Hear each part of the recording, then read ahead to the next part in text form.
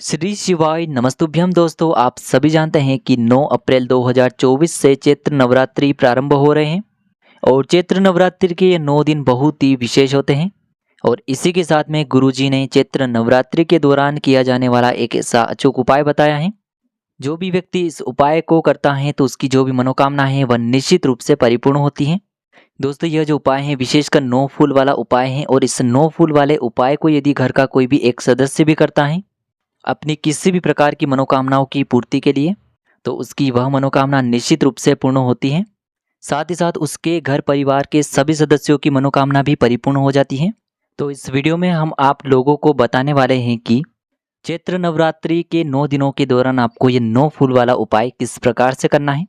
देखिए, ये 9 फूलों वाला जो उपाय है चैत्र नवरात्रि के पहले दिन से प्रारंभ होगा और चैत्र नवरात्रि के 9वें दिन तक यह उपाय चलेगा। देखिए, यदि आप इस उपाय को अच्छे से सुनोगे तभी आप इस उपाय को अच्छे से कर पाएंगे और तब जाकर आपको इस उपाय का पूर्ण फल प्राप्त होगा। तो आइए दोस्तों, जानते हैं कि इस चैत्र नवरात्रि में यह 9 फूलों वाला उपाय आपको कैसे करना है, किस व्यक्ति को करना है, किस समय करना है और कब करना है। देखिए, सबसे पहले हम जानते हैं कि यह जो उपाय है इस चैत्र नवरात्रि में किसे करना है। तो चैत्र नवरात्रि में सबसे पहले यह उपाय घर की जो बड़ी माताएं बहनें होती हैं उन्हें करना चाहिए। घर की बड़ी माताओं बहनों में से कोई भी एक माता बहन यह उपाय कर सकती हैं। तो घर के सभी सदस्यों में केवल घर की बड़ी माताएं बहनें इस उपाय को कर सकती हैं। यानी कि घर के प्रत्येक सदस्य को यह उपाय नहीं करना है, केवल घर का एक सदस्य भी इस उपाय को कर सकता है। परिवार के जो भी सदस्य हैं उन सभी की मनोकामनाएं मात्र एक व्यक्ति यह उपाय करेगा तो भी परिपूर्ण हो जाएगी। अगर किसी कारणवश घर में माताएं बहनें उपलब्ध नहीं है तो फिर घर का कोई भी बड़ा सदस्य भी इस उपाय को कर सकता है।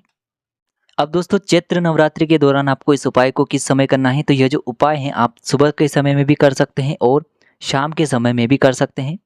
किंतु आपको एक बात का ध्यान रखना है कि यदि आपने यह उपाय सुबह करना शुरू किया है, यानी कि नवरात्रि के 9 दिनों तक आपको यह उपाय करना है, और यदि आपने यह उपाय नवरात्रि के 9 दिनों में सुबह सुबह करना शुरू किया तो आपको सुबह ही करना है।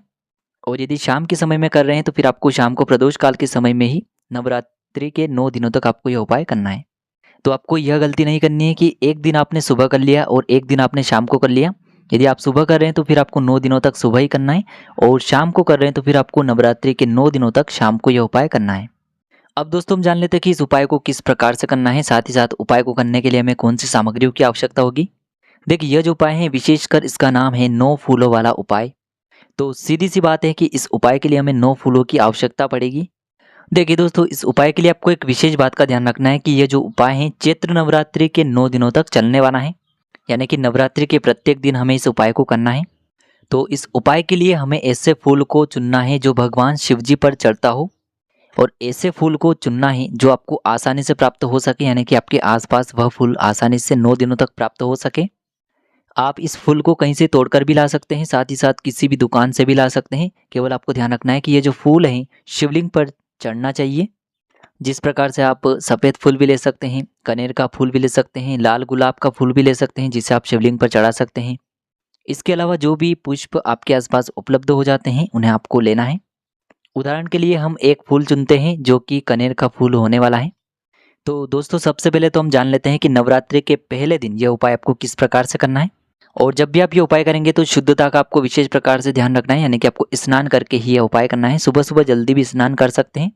साथ ही साथ सुबह यदि उपाय कर रहे हैं तो फिर आपको सुबह में 10 से 11 बजे से पहले पहले ये उपाय करना है। और शाम को यदि उपाय कर रहे हैं तो फिर आपको शाम को 7 से 8 बजे तक यह उपाय कर लेना है। तो देखिए दोस्तों, जैसे ही नवरात्रि का पहला दिन आता है, यानी कि 9 अप्रैल का दिन आता है, तो उस दिन आपको 9 फूल लेने हैं। उदाहरण के लिए हमने कनेर के फूल लिए हैं। आपके आसपास जो भी फूल उपलब्ध हो जाते हैं उन्हें आपको 9 लेने हैं।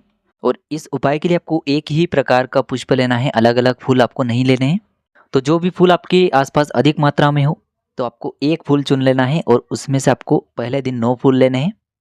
तो पहले दिन यानी कि हमने चैत्र नवरात्रि के पहले दिन 9 फूल लिए हैं, और उदाहरण के लिए हमने कनेर के फूल लिए हैं। क्योंकि ये 9 फूल वाला उपाय है इसीलिए सीधी सी बात है कि हमें 9 फूल ही लेने होंगे। तो आपको 9 फूल लेने हैं। इसी के साथ में आपको एक घी का दीपक भी तैयार करना है, यानी कि 9 ही दिनों तक आपको एक एक घी का दीपक भी प्रत्येक दिन तैयार करके लेकर के जाना है।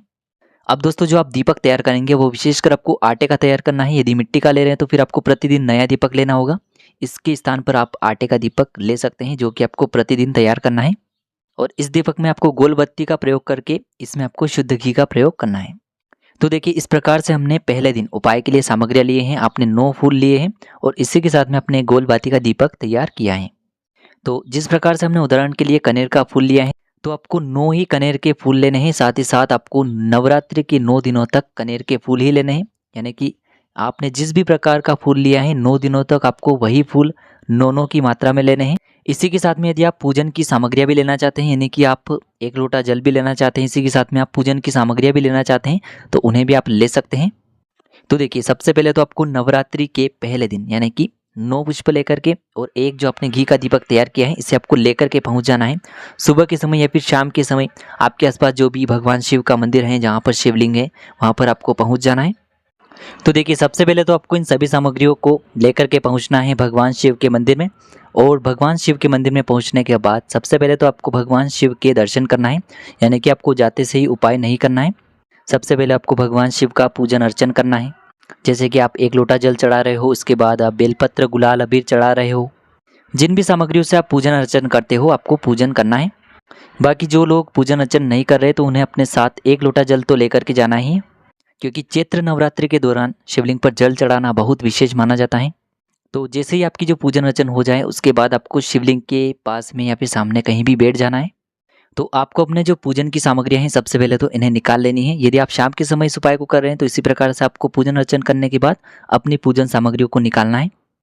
तो देखिए दोस्तों, सबसे पहले तो आप जो अपना गोल बाती का दीपक लेकर के आए थे, इससे आपको शिवलिंग के पास में प्रज्वलित करना है। और इस दीपक को प्रज्वलित करने के लिए आपको किसी और से माचिस नहीं लेनी है, अपनी ही माचिस आपको अपने साथ लेकर के जानी है।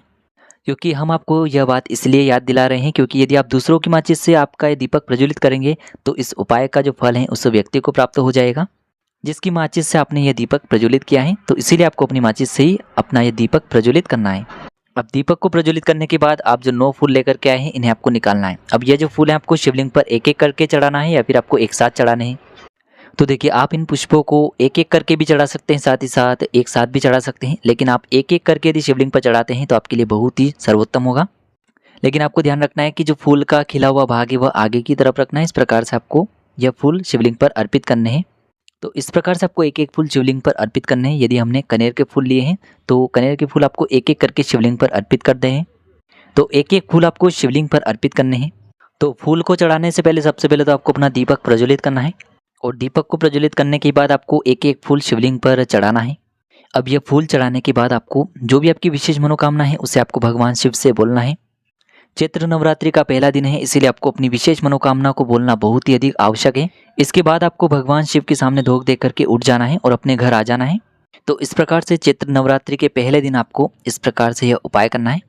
तो पहले दिन यानी कि 9 अप्रैल के दिन आपने यह उपाय कर लिया। अब अगले दिन यानी कि चैत्र नवरात्रि के दूसरे दिन यानी कि 10 अप्रैल को आपको यह उपाय किस प्रकार से करना है। तो देखिए, आपने जो पहले दिन यानी कि कनेर का पुष्प लिया था, आपने अलग फूल लिया था, तो आपको उसी प्रकार का फूल अगले दिन यानी कि नवरात्रि के दूसरे दिन भी लेना है। उदाहरण के लिए हमने कनेर के फूल लिए हैं, इसीलिए हम अगले दिन भी कनेर के फूल ही लेंगे। देखिए दोस्तों, पहले दिन आपने 9 फूल लिए थे, अगले दिन आपको इन फूलों की संख्या डबल कर देनी है, यानी कि आपको 18 फूल लेने हैं। जिस भी प्रकार के आपने पहले दिन फूल लिए थे, उन्हें आपको अगले दिन 18 फूल लेने हैं। और इन 18 फूलों के साथ आपको एक दीपक तैयार करना है और इसे लेकर के आपको पहुंचना है भगवान शिव के मंदिर में। अब आपको सबसे पहले दीपक प्रज्वलित कर देना है उसी प्रकार से, और जो 18 फूल हैं आपको एक एक करके शिवलिंग पर अर्पित करने हैं।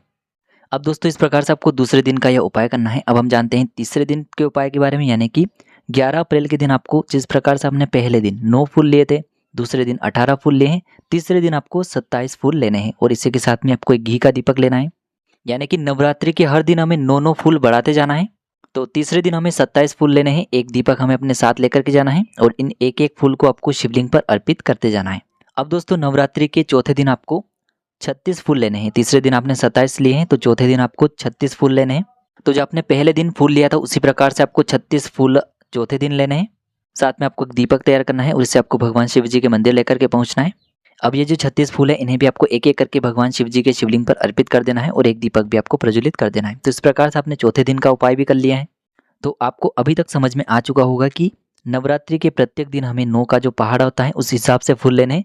प्रत्येक दिन हमें 9 फूल बढ़ाने हैं, यानी कि पहले दिन 9 फूल, दूसरे दिन 18 फूल, तीसरे दिन 27 फूल, चौथे दिन 36 फूल अब दोस्तों इसी प्रकार से आपको यह उपाय करना है। अब नवरात्रि का जो आखिरी दिन होगा यानी कि 9वां दिन होगा, जो कि है 17 अप्रैल के दिन। तो देखिए इसी प्रकार से आपको 90 दिन यानी कि नवरात्रि के 90 दिन और अंतिम दिन आपको लेकर के पहुंचना है भगवान शिव के मंदिर में 81 फूल यानी कि 81 फूल आपको लेकर के पहुंचना है। क्योंकि हर दिन हमें 9 फूल बढ़ाने हैं, इसीलिए जो आपने प्रथम दिन फूल लिए थे उसी फूल को आपको 81 की मात्रा में 90 दिन लेकर के पहुंचना है। उदाहरण के लिए हमने पहले दिन कनेर का फूल लिया था, इसी प्रकार से हम 90वें और अंतिम दिन कनेर के 81 फूल लेकर के साथ में गोलबाती का दीपक लेकर के पहुंचेंगे भगवान शिव के मंदिर में। अब दोस्तों आपको ये दीपक शिवलिंग के पास में प्रज्वलित करना है और साथ में आप जो 81 फूल लेकर के आए हैं इन्हें भी आपको एक एक करके शिवलिंग पर अर्पित करते जाना है। और नवरात्रि के इस अंतिम दिन पर आपको वही मनोकामना बोलनी है जो आपने नवरात्रि के पहले दिन बोली थी। चाहे आपकी जो मनोकामना है धन से जुड़ी हो, परिवार को लेकर हो, नौकरी को लेकर हो, विवाह को लेकर हो, किसी भी प्रकार की आपकी मनोकामना है उसे आपको नवरात्रि के 9वें दिन यानी कि अंतिम दिन भी बोलनी है। जैसे आपका 9वां और अंतिम दिन का यह उपाय हो जाता है उसके बाद आपको महादेव के सामने हाथ जोड़ करके प्रार्थना कर लेनी है और आपको अपने घर आ जाना है। इसीलिए हमने आपको वीडियो के प्रारंभ में बताया था कि जो भी फूल आप चुनें वह आपके घर के आसपास जो अधिक मात्रा में है उसी फूल को आपको चुनना है। क्योंकि इस उपाय में हमें नवरात्रि के प्रत्येक दिन फूलों की मात्रा 9-9 के रूप में बढ़ानी है। तो इस प्रकार से आपको नवरात्रि के 9 दिनों में 9 फूल वाला चमत्कारी उपाय करना है। यदि आपको उपाय से जुड़े हुए किसी भी प्रकार के सवाल हैं तो कमेंट में पूछ लें। उपाय को करते समय किसी भी प्रकार की गलती न करें। श्री शिवाय नमस्तुभ्यम। हर हर महादेव।